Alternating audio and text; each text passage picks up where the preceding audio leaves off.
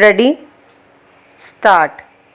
The appellant was thus held guilty also of causing the knife injury to Rakesh and came to be convicted under section 324 in addition to section 302 of the Penal Code. Stop.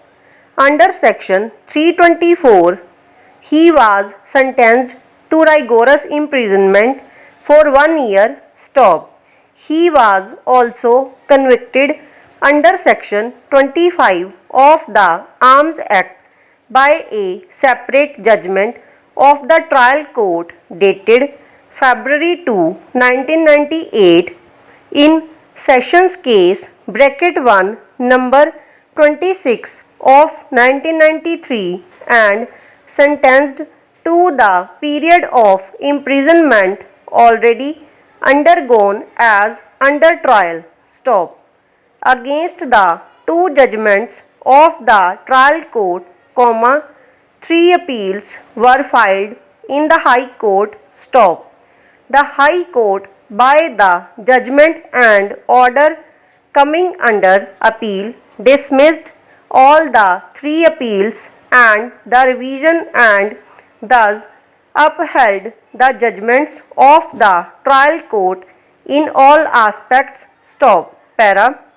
Mr. Sahai, senior advocate appearing for the appellant, assailed the High Court and the trial court judgments and contended that the appellant's conviction for the offence of murder was not sustainable both in law and on facts. Stop. Mr. Sahai submitted that there were at least 4 circumstances that falsified and completely demolished the prosecution case. Stop.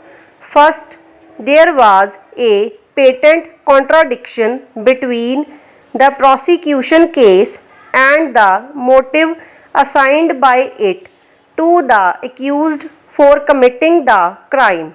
Stop. Secondly, it was undeniable that injuries were fabricated both on the person or the deceased and Rakesh, the only eyewitness whose evidence was accepted by the High Court. Stop. Para. At the time when the plea was raised before the High Court that the impugned orders were vitiated on account of the non-supply of enquiry report, it would have been appropriate for the High Court to examine the averments made in the writ petition. Stop. A perusal of the writ petition would show that the petitioner has failed to lay any foundation to establish that any prejudice has been caused by the non-supply of the enquiry report. Stop. No prejudice was actually caused to the respondent. Stop.